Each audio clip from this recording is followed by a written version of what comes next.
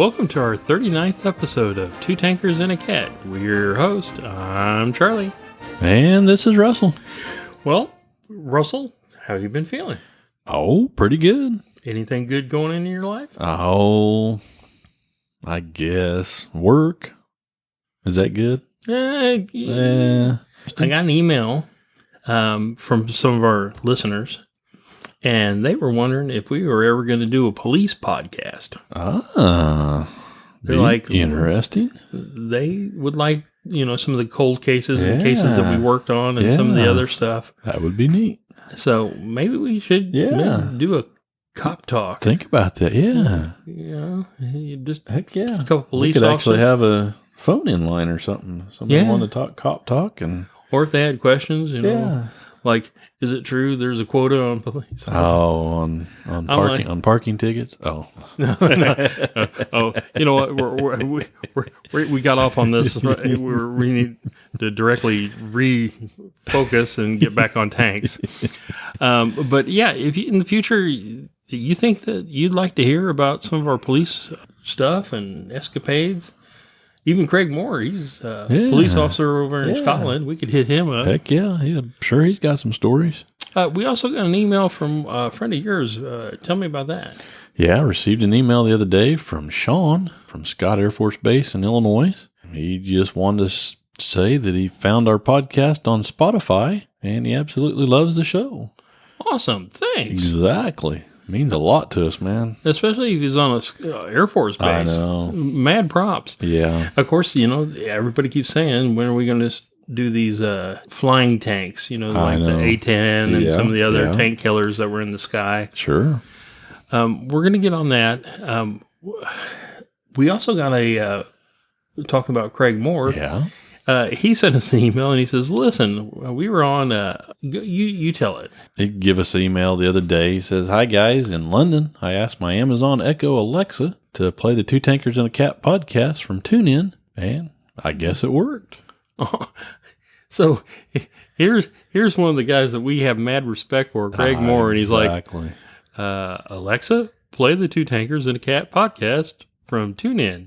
It kicks on. I know. So if you guys are listening through Google Home or Alexa or something like that, and it works, send us an email. Yeah, send us an email. Tell us what you're listening to us through, and maybe other areas that we've missed. I mean, that you want to listen to us through that you can't get to us. You know what?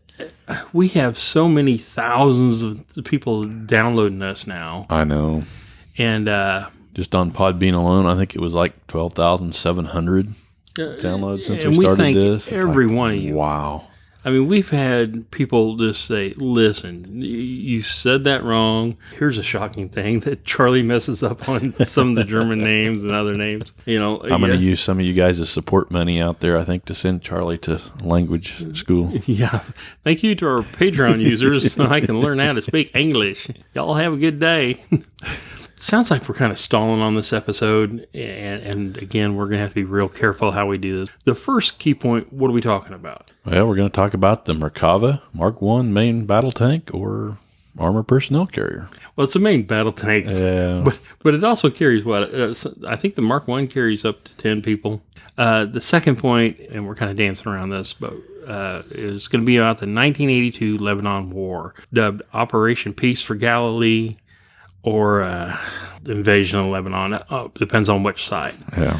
Okay, so let me get into this. Okay, it's sad in the world today that we must make a politically correct waiver. At no time does Two Tankers and a Cat podcast plan to offend anyone talking about the history of this episode. We are simply bringing the facts as we know them as of now. We neither show support or non-support for any sides involved. We are simply talking tanks and the battles they were involved in. Okay, Russell, with that waiver said, and we've kind of danced around it, let's go ahead and get into this one. Sounds good. The Mark I, operational since 1978, is the original design created as a result of Israel Tal's decision and was fabricated and designed for mass production. The Mark I weighed 63 tons and had a 900 horsepower diesel engine with a power-to-weight ratio of 14 horsepower per ton. It was armed with the 105mm M64 L71A main gun, a licensed copy of the British Royal Ordnance L7, also had two 7.62 millimeter machine guns for anti-infantry defense, and a 60 millimeter mortar mounted externally with the mortar operator not completely protected by the tank's hull. Okay, they got a mortar on it, but he's not really protected. Yeah. Oh, boy. Interesting. Okay. The general design borrows the tracks and road wheels from the British Centurion tank, which had seen extensive use during the Yom Kippur War and performed well in the rocky terrain of the Golan. The Merkava was first used in combat during the 1982 Lebanon War, where Israel deployed 180 units. Although they were a success, the M113 armored personnel carriers that accompanied them were found to have several defects and were withdrawn. Merkavas were converted into makeshift APCs, or armored ambulances, by taking out the palleted ammunition racks in storage. 10 soldiers or walking wounded could enter and exit through the rear door. After the war, many adjustments and additions were noted and designed, the most important being that the 60 millimeter mortar needed to be installed within the hull and engineered for remote firing. That makes sense. It does. Makes a lot more sense. You know what? If you're getting shot at, I wouldn't want to be the tank commander that looked at the guy and said, you know what, you need to get up there. Yeah. Like, well, we're hot right now. We're in a free fire zone. Exactly. That would be one thing I'd be screaming to fix. Yeah. And the remote firing would be a valuable feature that the Israelis had initially encountered on their Centurion Mark IIIs with their 2-inch Mark III mortar. A shot trap was found beneath the rear of the turret bustle where a well-placed shot could jam the turret completely. The installation of chain netting to disperse and destroy rocket-propelled grenades and anti-tank rockets before impacting the primary armor increased survivability. So when you're looking at this tank and you see the hanging balls and chains and stuff like that, I didn't understand that what that was. I was like, why have they got these hanging out? Well, they found out there was a shot trap back there. If you fired an RPG underneath that, or an anti-tank rocket, it was bad news. Wow. So they just welded on these balls and chains, and it worked. Dispersed and destroyed the rocket-propelled grenades. So after the 1982 war, they took the tankers' complaints and suggestions. They were like, jump on this, and the engineers said, oh, okay, yeah, we don't want people getting killed, so we're gonna kind of change it around. Go ahead, Russell. Give us just a brief overview of the other marks. The Merkava Mark II was first produced into general service in April of 1983. While fundamentally the same as the Merkava Mark I, it incorporated numerous small adjustments as a result of the previous year's incursion in Lebanon. The new tank was optimized for urban warfare and low-intensity conflicts, with a weight and engine no greater than the Mark I. So, like we were talking about, putting the ball and chains on, bringing the mortar in, adding some more optics, some stuff like that. Okay, let's go into the Mark III. The Mark III was introduced in December 1989 and was in production until 2003. Compared to the Merkava II, it has upgrades to the drivetrain, powertrain, armament, and electronic systems. The most prominent addition was the incorporation of the locally developed IMI 120mm gun. This gun and a larger 1,200 horsepower diesel engine increased the total weight of the tank to 65 tons. Wow, that's 143,000 pounds? Incredible. Wow. But the larger engine increased the maximum cruising speed to 60 kilometers per hour, or 37 miles per hour. Cutting across rocky desert. Yeah. At 37 miles an hour. Not too shabby. With 10 people in the back. Yeah, okay. And I guess the newest one is the Mark IV. Tell us about that. Yeah, the Mark IV includes the larger 120mm main gun of the previous versions, but can fire a wider variety of ammunition, including heat and sabot rounds like the APF SDS, Kinetic Energy Penetrator, using an electrical semi-automatic revolving magazine for 10 rounds. It also includes a much larger 12.7mm machine gun for anti-vehicle operations. They got a 10-round mag in this thing, and they've upped the machine gun, not for, basically any personnel, but to take out trucks and every other type of light vehicle. The Merkava Mark I outperformed contemporary Syrian T-62 tanks and proved to be a tough nut for anti-tank weapons of the time, such as the AT-3 Sager and the RPG-7. The Mark I was a significant improvement over the previous Israeli Centurion's main battle tanks. The tank has an unusual layout with a front-mounted engine. Engine in the front, boy, that's kind of unusual, I know. too. That is. It reflects a unique requirement of the Israeli MOD. Furthermore, it can carry 10 fully equipped troops at the rear at a cost at the reduced ammunition loadout. The unique feature allows to carry infantry into battle or evacuate casualties under heavy armor. Dismounts, enter, and leave tank via the rear hatch. Now, if you haven't seen video of this tank in an operation, that hatch ain't real big. No, it's not. I don't think my big old butt could get in there. But the turret of the Mark I has an unusual shape. A front-mounted engine. Transmission also provides improved frontal protection. The tank is fitted with the NBC protection and automatic fire extinguisher systems as standard. At the time of its introduction, the Mark I was one of the most protected tanks in the world. So when they came out, they're like, okay, this is pretty protected. Yeah. And we can use it to move in a squad of troops under heavy fire. Or if somebody's hurt, we can go in there and get them, load them up, and bring them out. You know, Russell, why don't you just give us the stats on the Merkava? How do you say it again? Merkava. God, people are going to write in and say, we didn't care about what you said. You don't know how to say it right. God, Lord. Tell us about the stats.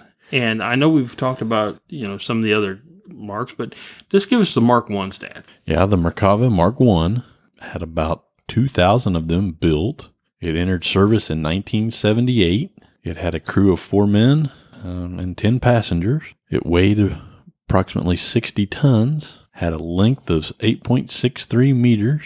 No, that's with the gun forward. With the gun forward, yeah, including the gun length. It had a hull length of 7.45 meters, a width of 3.7 meters, and a height of 2.64 meters. The armament on the Mark I had a main gun of 105 millimeter rifled gun. Machine guns had 3 7.62 millimeter machine guns. Had an elevation range of negative 8.5 to a positive 20 degrees. A negative 8.5. That's pretty good depression. Not bad. Not bad gun depression at all. The traverse range is about 360 degrees. So total traverse. Yeah. Had an ammunition load. Main gun, 62 rounds. Machine guns carried about 10,000 rounds of that for the machine guns. It had an AVDS 1790-6A diesel engine with about 908 horsepower. Maximum road speed was 46 kilometers per hour, and it had a range of about 400 kilometers. Good speed, good range, good gun, good protection, can load up crews. All right, I'm following this tank. I'm kind of liking it so far. Its maneuverability included a gradient of 60%, a side slope of 40%, and a vertical step of 1 meter, trenches of 3 meters, and fording of 1.4 meters. 3 meters on a trench, that's actually pretty good. Yeah. I mean, it's not great, but it's better than the old stuff. Better than the Sherman. Better than the Lee. Yeah. Okay, we had mentioned the 1982 Lebanon War. And again, I want to state that we are not for either side. We are only interested in the history. If we get something wrong, please feel free to contact us. If you think we said something wrong or gave one side better light, that was not our intention. Russell, this is kind of a sensitive topic, but let's go ahead and get into it. Okay. The 1982 Lebanon War, dubbed Operation Peace for Galilee by the Israeli government and known in Lebanon as the Invasion, began on June 6 of 1982 when the Israel Defense Forces, or the IDF, invaded southern Lebanon. The military operation was launched after gunmen from Abu Nidel's organization attempted to assassinate Shlomo Argov, Israel's ambassador to the United Kingdom. Israeli Prime Minister Menachem Begin blamed Abu Nidal and the PLO for the incident and treated the incident as a casus belli for the invasion. Abu Nadel's real name was Sabri Khalil al-Bana, and I'm not trying to mess his name up, and you guys know I mess up his name. He was the founder of Fahad, a militant Palestinian splinter group, more commonly known as the Abu Nadal Organization, or ANO. At the height of its militancy in the 1970s and 1980s, the ANO was widely regarded as the most ruthless of the Palestinian groups. Abdul Nadal, which translates to the father of the struggle, formed the ANO in October of 1974 after a split from the Palestinian Liberation Organization, the PLO, acting as a freelance contractor. Abdul Nadal is believed to have ordered attacks in 20 countries and killing over 300 people. Now, again, we're not against or anything. We are just reporting on the history. Okay, Russ, tell us about the actual battle. On June 6, 1982, Israeli forces, under direction of Defense Minister Ariel Sharon, launched a three-pronged invasion of southern Lebanon in Operation Peace for Galilee. Roughly 60,000 troops and more than 800 tanks, heavily supported by aircraft, attack helicopters, artillery, and missile boats, crossed the Israel-Lebanon border in three areas. Simultaneously, Israeli armor, paratroopers, and naval commandos set sail in amphibious landing ships from Ashdod towards the Lebanese coast north of Sidon. Israel's publicly stated objective was to push PLO forces back 40 kilometers, or 25 miles, to the north. The westernmost Israeli force was to advance up the coastal road to Tari. Its mission was to bypass Tari and destroy 3 PLO camps in the area, then move up the coast towards Sidon and Damor, while Israeli forces would simultaneously conduct an amphibious landing north of Sidon to cut off the retreat of PLO forces there. In the center, 2 divisions were to advance both north and south of the high ground overlooked by Beaufort Castle, which was being used as a PLO stronghold, and take the road junction at Naboth, while an elite reconnaissance battalion was to take the castle itself. The 2 divisions were then to split, with one heading west to link up the forces along the coast, and another towards Jazin, and from there along the right flank of Syrian forces in the Bekaa Valley. The easternmost Israeli force, the largest of the 3, advanced to the Bekaa Valley. Its mission was to prevent Syrian reinforcements from being sent and to stop Syrian forces from attempting to interfere with the operation on the coastal road. The advance on Beirut, the advance along the coastal road, was preceded by a heavy artillery bombardment and airstrikes, but quickly became bogged down and was soon behind schedule. The narrowness of the road forced a slow advance. Israeli armor became stuck in a large traffic jam. Several armored vehicles were knocked out by PLO fighters, with anti-tank weaponry hiding in tree groves along the road. One of the lead battalions, which was supposed to bypass Tyre and establish a blocking position to the north of the city, made a wrong turn and found itself in the center of the city where it was ambushed. Now that'd be rough. Oh, wow, yeah. One wrong turn and you're in an ambush. Naval commando units then came ashore to probe enemy defenses and secure the landing site, one of which swam to the mouth of Wally River,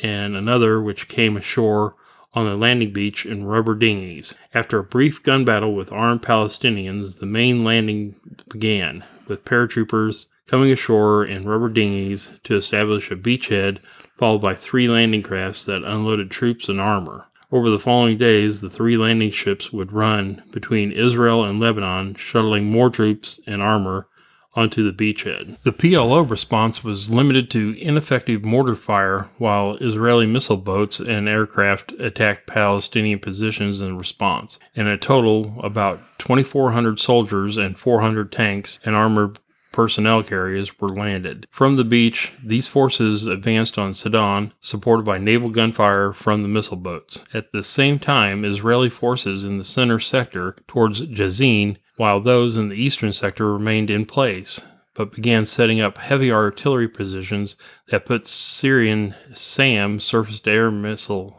units, in artillery range. So basically, they moved up their artillery where the Syrians had their surface-to-air missiles to use against the Israeli aircraft, and now those positions are in artillery range. Fighting broke out in Jazin between the Israelis and Syrian forces holding the town, and the Battle of Jazin Israeli forces consisting of 2 tank battalions, supported by a reconnaissance company and engineering platoon, took Jazin in a fierce day-long battle against a Syrian battalion, then repulsed a fierce counterattack by dozens of Syrian commandos during the night in combat that lasted until dawn. In an effort to establish air superiority and greater freedom of action, the Israeli Air Force launched Operation Mole Cricket. In an effort to establish air superiority and greater freedom of action, the Israeli Air Force launched Operation Mole Cricket 19 on June 9th. During the course of operation, the Israeli Air Force scored a dramatic victory over the Syrians, shooting down 29 Syrian planes and also destroying 17 Syrian anti-aircraft missile batteries, employing electronic warfare methods to confuse and jam the Syrian radars. They're basically establishing air superiority. And if we learned anything from Desert Storm and everything else, it's important. You've got to, Later that night, an Israeli air attack destroyed a Syrian armored brigade moving south from Baalbek, and the IAF attacked and destroyed 6 more Syrian SAM batteries the following day. The easternmost Israeli force, which had been stationary, resumed its advance forward up the Bekaa Valley. In the east, Israeli forces advanced along 4 main routes towards Jub Jenin, along both sides of the Quroun Reservoir. The Syrians resisted fiercely. Syrian infantrymen, armed with anti-tank weapons, staged ambushes against Israeli tanks, and Syrian Gazelle helicopters, armed with hot missiles, proved effective against Israeli armor. However, the Israelis managed to capture the valley floor, and the Syrians retreated. The Israelis captured Rechaya, advanced through Kfar Quak, and took the outskirts of Yanta. Jub Jenin also fell to the Israelis. The extent of Israeli advances ensured that Syrian reinforcements were blocked from deploying west of the Quroun Reservoir. So this is some pretty fierce fighting. Oh, yeah. Again, we're not showing support for either side. We're just talking that these guys were in a serious fight. Both sides are fighting as hard as they can. An Israeli armored battalion then probed past Jub Jenin to the town of Sultan Yaqub and was ambushed by Syrian forces lying in wait. In the Battle of Sultan Yaqub, the Israelis fought fiercely to extricate themselves and called in reinforcements and artillery fire to cover the withdrawal. After 6 hours, the Israelis managed to retreat. In addition, another major air battle erupted in which the Israeli Air Force shot down 25 Syrian jets and 4 helicopters. On June 11th, Israel and Syria announced that they had agreed to a ceasefire at noon, which would not include the PLO. The ceasefire was to come into effect at noon. Just before the ceasefire was to take effect, the Syrians moved a column of T-72 tanks so as to position it against Israeli forces in the valley. Israeli infantry teams armed with the BGM-71 tow missiles, or anti-tank missiles, ambushed the Syrian column, destroying 11 tanks. Another air battle also occurred, with the Israelis shooting down 18 more Syrian jets. On 13th June, less than 12 hours after the Israeli PLO ceasefire had gone into effect, it fell apart, and heavy fighting erupted around Kahid. As the fighting raged, the IDF armor units struck northeast, attempting to bypass Kadel and advance on Badad, which overlooked the airport and could be used as another staging point to cut Beirut-Damascus highway. By the 14th of June, Syrian forces were being deployed to Kahid. Syrian units in Beirut and 3 commando battalions armed with anti-tank weaponry took up defensive positions southwest of the airport to block any Israeli attempt to capture it. The Israelis attempted to flank these defenses by moving off the road past Shuif up a narrow, steep, and winding road towards Badad, but were ambushed by a Syrian commando battalion. The Syrians attacked Israeli armor with rocket-propelled grenades and anti-tank missiles at close range. Israeli infantry dismounted and engaged the Syrians. Fierce fighting took place, and the Israelis calling in artillery at very close range on themselves. Russ, we're talking that these guys are in the fight. Yeah. And they're calling in artillery because they're like, it's danger close. Yeah, exactly. On June 22nd, the IDF launched an operation to capture the highway. The Israeli Air Force flew highly effective missions against Syrian positions and vehicles with Israeli pilots reporting 130 enemy vehicles destroyed. Israeli long-range artillery targeted Syrian strongpoints to the north. Israeli armored forces with artillery support attacked Syrian positions along the highway with the objective of driving them from the highway all the way back to the edge of the Bekaa Valley. With air and artillery support mostly limited to targets north of the highway, the fighting was fierce, especially to the south. By the end of the day, Israel accepted an American request for a ceasefire and halted its offensive, but the ceasefire collapsed the following day and the fighting resumed. The Israelis managed to push to the eastern Bekaa Valley, and on June 24th, began to shell the outskirts of Shatara, which was at the northern mouth of the Bekaa Valley and served as headquarters of all Syrian forces there. It was also the last major obstacle before the Syrian border, as well as Syria's capital Damascus itself. The Israelis managed to reach the mountain pass near the village of Dar al-Badar, which was the last obstacle before Shatara. The Syrians fought fiercely to hold the pass, and the Israeli advance halted, with the Israelis holding their ground and harassing the Syrians with artillery fire. By June 25th, with the remaining Syrian positions on and north of the highway no longer tenable, the Syrians withdrew. The Israelis allowed the withdrawal to occur, but conducted artillery harassment and continued to shell the outskirts of Shatara. The Syrians attempted to deploy a SAM battery in the Bekaa Valley at midnight, but Israeli intelligence detected this and the battery was destroyed in an Israeli air attack. By the end of the day, a ceasefire was announced. The Israelis stopped at their present positions. The war witnessed the Israeli Merkava main battle tank make its first combat debut, squaring off against Syrian T-72 tanks. During these engagements, the Israelis claimed that Mark I proved superior to the T-72, destroying a number of them without sustaining a single loss to T-72 fire. The dominance of Israeli technology and tactics during the war was one of the factors that changed the Warsaw Pact mindset on tank warfare. The T-72 tanks on the Syrian 2nd Armored Division were credited with not only halting the advance of the Israeli Armored Brigade on Rasha on the 10th of June, but pushing them back. They also tallied the destruction of 33 tanks and the capture of an M60 Patton. What's an M60 Patton doing? I don't know. Good question. Which was sent to Damascus and thence transported to Moscow. So they captured an M60 Patton tank and they're like, hey, look what we got. And then Moscow's like, hey, let's go ahead and get this. The totals of the war on the Israeli side, they had 657 dead. They had 8 captured. They had 33 tanks lost, 175 armored personnel carriers destroyed or damaged, 1 aircraft lost, and 2 helicopters lost. The PLO had 2,400 killed, 6,000 captured, and had lost 50 tanks. Syrian losses were 1,200 killed, 296 captured, 300 tanks lost, 150 APCs lost, 100 artillery pieces lost, 86 aircraft lost, 12 helicopters lost, and 29 surface-to-air missile batteries lost. Well, I hope you enjoyed this, and remember, there is a lot more to this battle, and we are not taking any sides. As you can tell, hopefully what you can tell, that me and Russ were trying to be fair and impartial and just to give you the history. But there is a ton of history that you guys don't know about this battle, and you should research it yourselves. We always say this: crack a book, get informed, read about this. This was a big tank battle. The Mark I going up there, but also the Israelis had Centurions and apparently an M60 Patton. Yeah. And if you don't like to read, there's other resources out there, folks. Yeah, I mean, you can at least pop onto YouTube or something like that. I enjoy the YouTube videos. Exactly. Get out there and learn about it. There's a guy named Mark Felton. He does a bunch of stuff. Very clean broadcast. And his voice is just so soothing.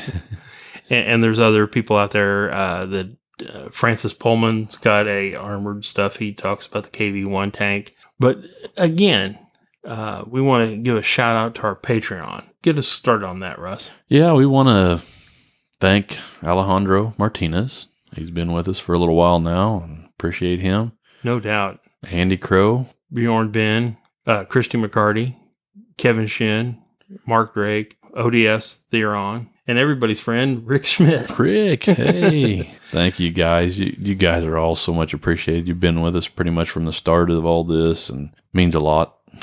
So we're still trying to get the gifts packed up. Yeah. We are going to send our Patreon guys something cool. Yeah. As long as you've supplied an address to us, we'll get you out. Francis Pullman has said that he's waiting on a second edition of his book to come out, or some more copies to be made. As soon as we get that book, we're going to announce it on Facebook. We will give it away. Yeah. And we may even come up with some kind of a Facebook drive or something to give that away. Oh, that'd be awesome. Try to get us some more followers on Facebook and absolutely. Something like that. We'll see how it works out. And remember, it doesn't cost anything to hit the follow button on the Facebook, and show your support, and gives a thumbs up on or thumbs down. Yeah, we'll take a thumbs down. And if you haven't commented or anything on Apple Podcasts or something like that, make sure you give us a good review on there. Helps out a lot too. Absolutely, it really does. Well, I hope everybody enjoyed the episode. Kind of rough.